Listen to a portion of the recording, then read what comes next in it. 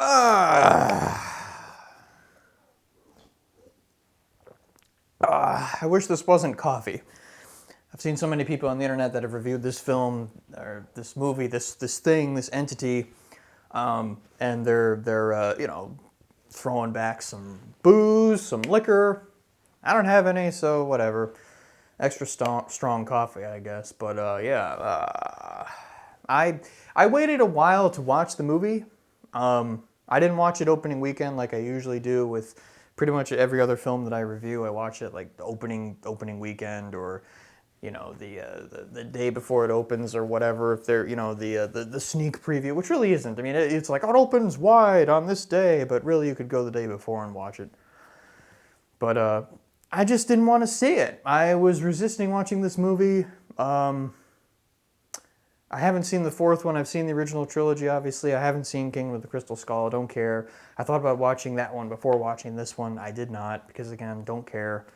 But I did. I went and I saw this film this past weekend, a couple days ago. Oh, man. All right, so let's dig into this a little bit. Indiana Jones and the Dial of Destiny. Indiana Jones and the Dial of Destiny. So as the story goes, there is this Dial of Destiny, and there is this evil Nazi, and he's like, hey, if I get this Dial of Destiny, I can go back in time and I will set things right, basically. Instead of the Nazis losing the war, we'll go back and we'll win the war because I've seen all the mistakes and I can go back and I can use this thing to go back in time because there's a theory that it can go back in time and, and then we'll win and we'll rule the world type of thing. And Indiana Jones is swept up in this because his goddaughter, played by Phoebe Waller-Bridge, and her character's name is Helena Shaw, I believe, and she comes in and she basically says, hey, remember that thing that you and my father saw a while back on a train? Well, when you were a CGI face, do you remember that? Well, anyway, I kind of need that for some reason. I forget exactly why. It doesn't matter. And the point is, there's bad guys. Well, those same Nazis are chasing after her. And so then Indiana Jones is kind of swept up in this. And that's it. That's the plot. That's all you really need to know. There's this Dial of Destiny. They call it a different name in the film. I don't remember what it's called. I don't care to even look it up and bother to see what it is or whatever. But yeah, in case you haven't figured it out by now, this movie is terrible. It's terrible. I mean, everybody knows it. And stick around, and I'm gonna talk about a couple different things, break down a couple different things that kind of stuck out to me. Also, spoilers. Spoiler alert. I'm gonna be spoiling this thing left and right. If you don't care, please continue to watch. If you do care, I don't recommend this for movies, so but whatever. If you don't want to be spoiled and you're gonna go watch the film and then come back and watch this movie. So, all right, so here we go. So the Indiana Jones and the Dial of Destiny, Indiana Jones 5. This film came out of Lucasfilm, of course, and it's directed by James Mangold. Real quick side note about James Mangold. I'm super disappointed in him. He's actually done some good work. He did 3:10 to Yuma, the remake with Russell Crowe and Christian Bale, and it's a really good Western film. And then he also did my favorite X-Men film thus far, Logan. He did that movie as well. I believe he also did The Wolverine as well, but I haven't seen The Wolverine. There's a bunch of X-Men movies I haven't seen. I don't care all that much, but I saw Logan. I like Hugh Jackman. I like Wolverine. I'm excited for him to come back in Deadpool 3. I think they'll have good chemistry and will be really good. But anyway, so I'm disappointed here. I don't know. I think he just kind of became a yes man, where it's like, well, I'm making an Indiana Jones film and I got to do what Lucasfilm people tell me to do, so whatever. And because he still wholeheartedly defends this film like it's a great movie. And a little bit of background, too, on this movie. Real quick, as to why It's a flop, by the way. This film is flopping all over the place. It's not making any money. I think last I knew it hadn't even broke 60 million. And maybe it has by now, as of this taping. I don't know.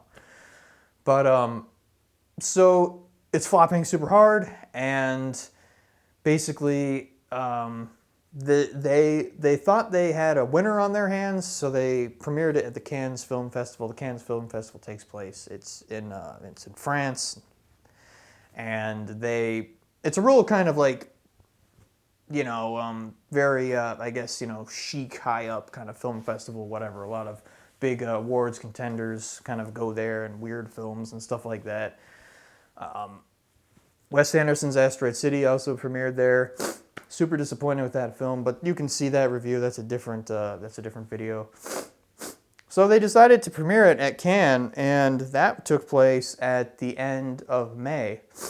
And then they didn't put a block on reviews. Usually they put up an embargo. They're like, you can't release your reviews until they say so, right? And if your movie is crap, they don't even show the film until like the week before, a couple days before it releases, because they know they got a stinker. But for this particular one, they released it a month ahead of time in the theaters, or I'm sorry, at this film festival, which is a big deal. And, for serious films, and they're like, so they must have thought they had a serious contender, because they didn't even put an embargo on the reviews. The reviews are released, and it immediately gets smashed all over the place. The reviews have been terrible. So for a month, because this film didn't come out until, I believe it was June 30th, right? A week ago, right? I think we're in their second weekend right now. And so you had an entire month of bad reviews coming out and saying that, this movie's terrible, Indiana Jones, Harrison Ford is just old and tired, this franchise is old and tired, the pacing is terrible. I mean, and that's exactly what I say. I mean, it's exactly what it is. And so you had a whole month of these reviews coming out, bad press. And then 2 weeks before the film released, it was released to just everybody in terms of critics, all the critics that go see it, whatever, they can go see early stuff. They came out with their reviews. They were also pretty bad, which is why I'm suspicious of the Rotten Tomatoes score. For some reason, it has a high audience score and a decent rating, like almost 70. I'm like, are you kidding me right now? Especially after seeing the film, I'm like, there's no way. There's no way. Now, I'm not putting on the tinfoil hat and saying that all those reviews have been faked or there's a bunch of shills on there, whatever. But I'm just going to say that, yeah, that's probably what it is. But anyway, it doesn't matter. It doesn't matter.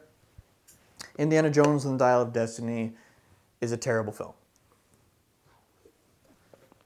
And you're not going to change my mind. So I went in with kind of an open mind, like, okay. I have no expectations whatsoever, right? I'm just going to go in, like, I got to see this movie. I just have to see it, I got to do my review on it. We got to get in. We got to, it was work.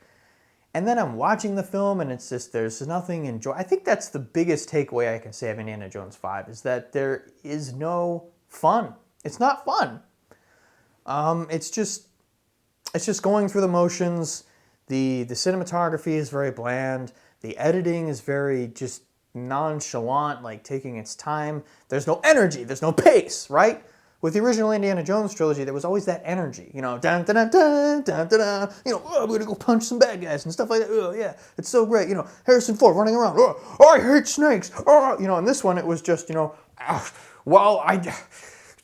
understand the Dial of Destiny. Poof! And then, so let me bring this up real quick. So Harrison Ford, I think right now he's 80 years old, which means when they were filming this, he's late 70s, okay? And it shows. So it's like, why did he even agree to do this film in the first place? Why they thought it was a good idea to go back and dig up this franchise, right? Pull it back out, drag it out by the chains. They must, Harrison Ford loves this film. Or I'm sorry, he loves this. I hope he doesn't love this film. He loves this character. So he's like, yeah, sure, I'll come back. I'll do another one, whatever. Cool, it's fun. It's like he's hardly even in it, right? It's like he's just kind of floating through the movie. Everybody punches him in the face, and I'm not even kidding. Everyone punches him in the face. He gets shot at one point. He's just being dragged along by his stupid godfather, the dumb character that Phoebe Waller-Bridge plays. But we'll get to her in a second. But you have Harrison Ford, Indiana Jones. He's He's just tired the entire time, and it's not even like a fun, like there's no energy to his performance. There's no energy to his character, to his writing. He's just sad and broken and destroyed. And you can't tell me this wasn't on purpose, okay? If you wanted to destroy the Indiana Jones franchise it's the same thing that they've been doing in Hollywood for a while now, right? Same thing with Luke Skywalker. We have to break down all of our heroes, all the male characters in order to prop up the female characters. Instead of the female characters earning their place up here, we have to break everybody else down, right? And it's just lazy, it's stupid, it's disrespectful. But I mean, it's like, if you wanted the Indiana Jones franchise to go away, just let it go away. Nobody even knows, like, the younger generations right now, Gen Z, whatever, they don't care. They don't even care. They don't know what Indiana Jones is. They don't care to find out. As evidence, when you're looking at the box office numbers, nobody cares. The only people that went are people, like my age. You get like the millennials in there, or you get the Gen Xers or older, 50s and 60s, whatever. If they're big fans, they're probably going to go see it. They're normies, like, hey, Indiana Jones, whatever. They don't care. But I mean, I grew up watching Raiders of the Lost Ark and whatnot. I mean, it's so I'm aware of what Indiana Jones is. I'm aware of the history of it. I'm aware also of Harrison Ford and kind of his career and everything he's done. I'm a huge Star Wars fan, obviously. So, I have an interest in this. I have a vested interest in all of this, whereas the younger people just don't. And there's no reason to it, because they're like, how are you gonna sell this film to a younger audience when Harrison Ford is 80 years old and he's just, the entire movie, it's just this, and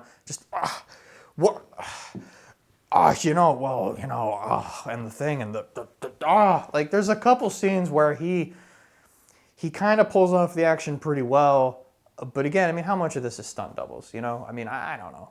And speaking of stunt doubles, so there's a sequence at the very beginning of the film where speaking of, energy and good editing and feeling like Indiana Jones and whatnot, there's a sequence at the beginning of the film, which is they're on a train, and Indiana Jones, this is like the end of World War II, so this is in the late 40s.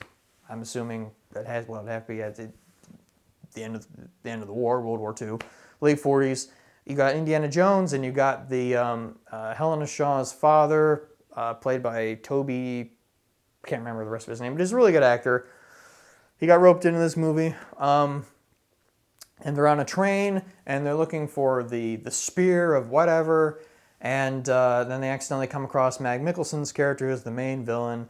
He's a great actor, but his character is a terrible villain. The villains in this film are terrible. They just show up, and they're like, oh, thanks for doing all the work for us, Indiana Jones, or whatever. It's just, yeah. But anyway, so they're on the train.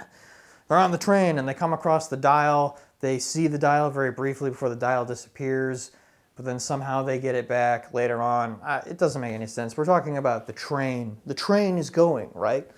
And so this is Indiana Jones, probably in his 40s or whatever. I mean, and so they have to do a face replacement, right? Or deep fake, or whatever you want to call it. They CGI'd his face. So it's a young Indiana Jones on a body double. The body double, whoever did his physical acting did a decent job. Harrison Ford is a very physical actor. He's, it's not just in his facial expressions, but in his physicality as well. So you can kind of tell it's not really Harrison Ford. And then, of course, you could tell because it's plastic face. People have said that this CGI overlay of a young Indiana Jones is the best that they've seen. That it's better than, say, Tarkin in Rogue One. I kind of disagree. I mean, look, it's good CGI face and whatnot, but I think the way they did Tarkin was just better. He was very briefly on screen. Well, I guess there's that too.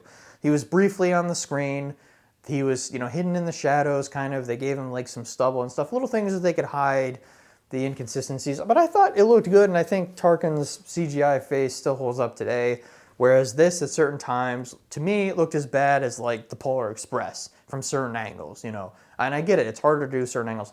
It's like if he's just staring at you like this, like doing the Indiana Jones thing, a still face is easy.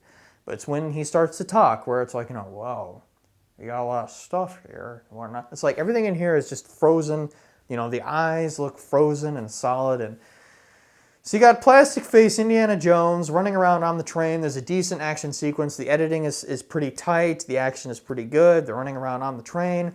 You got the music playing, dun dun dun dun dun dun, dun, you know, cracks the whip, you know, does all the whole thing. And I'm like, okay, yeah, that's Indiana Jones. But this is where we're at now, where you literally have to sort of like resurrect young Indiana Jones in order for it to be Indiana Jones. That this is where we're at now, where that's the only way to have good Indiana Jones is to have plastic face Indiana Jones. It's like, so what was the point? What was the point of this movie? Because it's certainly not making any money. And if that was the point, you failed. You failed epically. I don't know if they were like contractually obligated, like Harrison Ford may have said, you know, I'll do another Star Wars film, but you got to give me an Indiana Jones film. It's like, so Lucasfilm, its worth was in all of the companies that it has. You know, Skywalker Ranch, Skywalker Sound, ILM, for God's sake. You know, you wouldn't have Marvel films, you wouldn't have CGI and the way that movies are made now if it wasn't for George Lucas and all the companies that he built. But in the end, you only really have like two properties, Star Wars and Indiana Jones.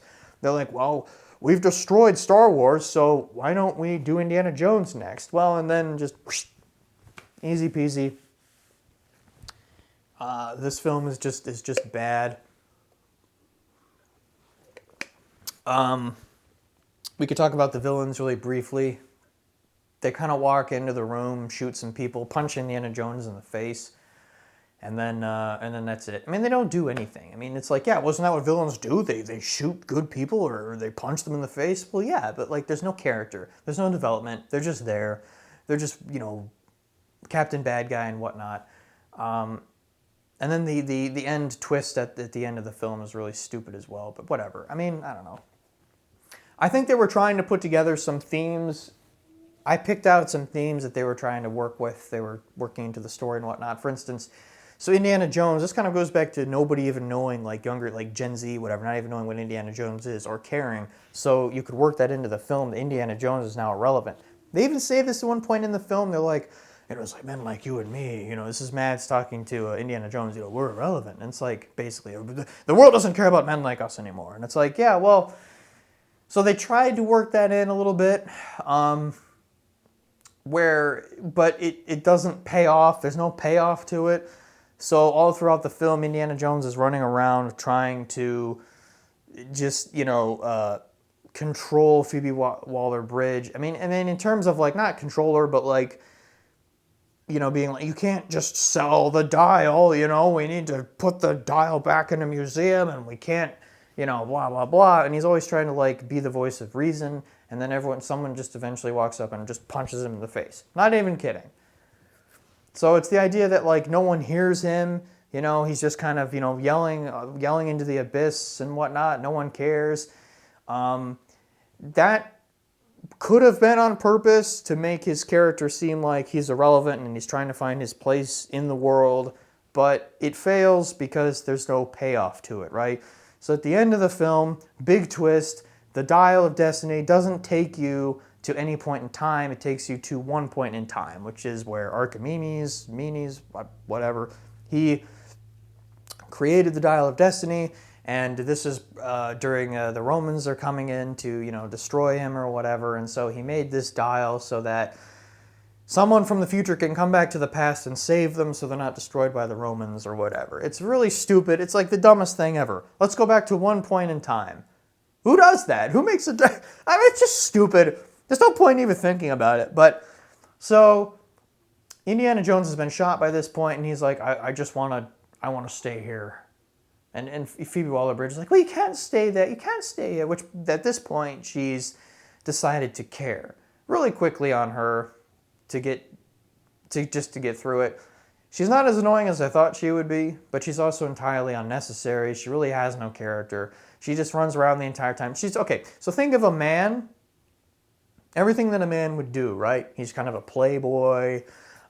He's got, you know, women chasing after him, which causes a car chase. They're in Morocco. It's a really stupid car chase, kind of chase scene that's just really badly done. There's no energy, like I've been saying, no energy, no punch. It's very boring. Also, you know, this guy, you know, because he's a playboy, he's got women chasing after him. He's gonna sell the dial. He sells antiquities. He's the opposite of Indiana Jones. You know, he's very much like, I'm not going to save all this stuff. I'm going to sell all this stuff and make money. And at one point say like, money is the only thing that matters. But then reverse that, gender reverse that to a woman, to Phoebe Waller-Bridge, and that's what her character is. And I don't buy it at all, because for one thing, she's kind of a plain Jane. She's not that good looking. You can't tell me that men are chasing after her. And number three, she's kind of a decent actor, but she's just doing the Phoebe Waller-Bridge thing. I haven't seen her show Fleabag, but I'm sure that's the exact same thing, where it's just, I'm talking, and I'm talking, and I'm talking, and I'm talking some more, and I'm talking some more, and then I'm going to punch Indiana Jones, and then I'm going to talk some more, punch Indiana Jones, and talk some more, and being annoying. That's her entire character. And it's like, I wasn't even as annoyed as I thought I would be. It was more just like, okay, this is what I thought I was going to get, and I got it. There's an underwater sequence where they're underwater and they get attacked by like eels and they kind of look like snakes. That could have been fun. That was really boring and stupid. Antonio Banderas shows up as like, a kind of a salty sea dog. He gets shot right away. But anyway, yeah, so back to the end. Now that we've come all the way back to the end, Archimedes, whatever, and Indiana Jones is, I'm going to stay here in ancient times. I've been waiting for this my whole life. I've been studying it. I'm going to stay here. And then Phoebe Waller-Bridge eventually just goes, yeah, no, it's not going to happen. Punches him in the face. And then he wakes up back at home at the end and, and then, but before I get to that, so that whole thing about at the end, he even says, it's like, but I'm needed here. I'm needed here at the end, during, the Romans are coming in and they're going to kill everybody. And, I'm needed here because back home, they have it where Miriam divorced him. Mutt is dead. Now, again, I didn't see the fourth film with Shia LaBeouf playing Indiana Jones' son, but yeah, he died in Vietnam. So Mutt is dead. The first time we see Indiana Jones, he's shirtless and he's just like, his apartment is a wreck. There's hippies next door playing loud music and he's just, hey, with a baseball bat, stop playing loud music. It's like, and everything was done just so dully. So again, trying to figure out that whole, like that theme of like, you're irrelevant, I'm not needed, but I'm needed here in ancient times. And Phoebe Waller-Bridge even takes that away from him, punches him in the face, takes him home. It's like, no, you actually are needed at home. It's like, bitch, you didn't care about Indiana Jones this entire time. Now all of a sudden you're just like, oh, I care about you because the plot says you have to. They never had that moment. That switch for her character to suddenly stop being a, the thief with a heart of gold or whatever, or the, not even a thief, well, maybe, I don't know. It's unclear. She sells stuff instead of, she's the opposite of Indiana Jones in that respect of, he's about preserving history. She's about just, well, we're going to sell it or whatever. And she even takes that away from it at the end. And then Miriam shows up at the end. They roped her into this movie for a cameo so they can have a pretend fake ending. And then at the last shot, as he kind of reaches out, his hat is hanging up on the, they're in New York City, I believe, or San Francisco or somewhere. I don't know where they are. It was hard. I didn't fall asleep for this film. I don't think I did, but it was hard to sometimes. It was easy actually to just drift off sometimes because you don't care about what's going on the screen.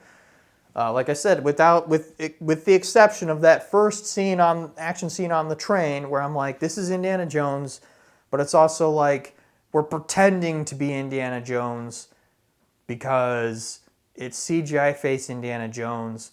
And so it's like you're trying to be that instead of trying to be the serials that it's based on, because this was all based on 1930s TV shows, action adventures. Indiana Jones updated it in Raiders of the Lost Ark for let's make this what's old is new again. Let's make this fun and punchy, exciting. And, Harrison Ford, and then now we're going back to that, and that has become the throwback now, and everything just feels fake and we're pretending to make an Indiana Jones film. But anyway, so the hat is hanging up on the clothesline outside. You see him reach out, grab the hat, like he's going to go off on another adventure. But I don't buy it because the entire time he's sleepwalking through the film. I mean, he tries as hard as he can. Harrison Ford does. He tries with what he has, but it's you can't, He's just too old. This was just a bad idea. Like, and you could have him in there. Why not have him in there as the old gruffy father? You know, like what they did in the third one with Sean Connery. You know, where he's Harrison Ford's father or Indiana Jones Sr. whatever. And they could have had that and had a nice dynamic. But I think they tried to do that in number 4. Again, I haven't seen 4, but I get the basic plot of it. And then they just kill off Mutt, bring in this stupid, you know, goddaughter character that no one cares about. I mean, it's no wonder. I mean, this film is just so lifeless and joyless. There's no energy. I mean, everything falls flat. It's uninspired. So last but not least is kind of there's no heroics, right? So Indiana Jones doesn't do anything heroic. He doesn't. I don't remember him doing anything. I don't remember him saving anybody. He didn't have a showdown at the end with the villain. The villain actually is just in an airplane at the end and kind of falls down to his death because again, they went to ancient Greece or Rome or whatever, and they get, you know, they're like, it's a dragon, and they're shooting spears up, and it comes up and smashes into the World War II plane that they're in at the time, and blows up their airplane. The airplane falls down, crashes. Mads Mikkelsen dies. So there's no showdown. There's no him and the villain. Now again, this happened in the little mini movie that happened at the beginning on the train, where I think the best villain actually was, which was a German officer that actually comes on to the train, and they do have a one-on-one fight. You know, this is CGI Indiana Jones, and then the German officer, and they go at it and they fight on the train, and that was a fun. I mean, it was fine, but I'm saying, like, you know, they actually had that. So it's like at the beginning of the Indiana Jones movie, they're like, we need to do Indiana Jones first, and then we'll make our movie, which is sad Indiana Jones running around being 80 years old with, supposedly was going to be his replacement, you know, Phoebe Waller-Bridge, but obviously that's not happening now. I mean, Indiana Jones is dead, and fine, good. In fact, I would even argue they should have killed Indiana Jones. Just let him die. Because then we're great. We're not getting any more. Awesome. Unless you want to go back, recast as like a younger Indiana Jones, like the same guy that that did in the Solo film. Crap, can't remember his name, but this guy anyway. He was I think he was really good, and he brings a lot of energy. That could have been fun. Him and Harrison Ford, you know, doing a father-son dynamic or something like that.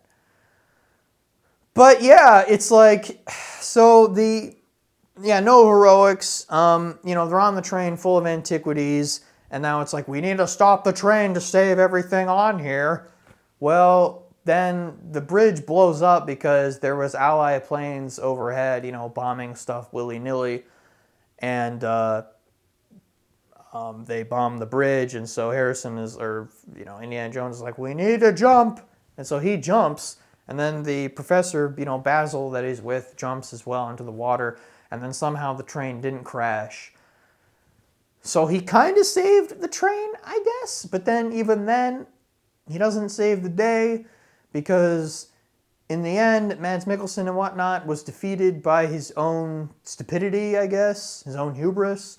And then, you know, and it crashes, but you know, when the plane crashes and they die in ancient Rome, Greece, whatever, and then you have Indiana Jones himself, where his arc or his discovery in the old age of becoming relevant again, it's not paid off because it's not well developed.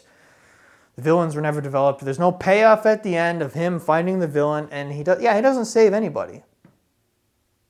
Phoebe Waller-Bridge attempts to save Indiana Jones at one point when she's on a motorcycle chasing after the plane when they're about to go off into the past, and there's rain beating down on her, and I'm like, I don't buy this.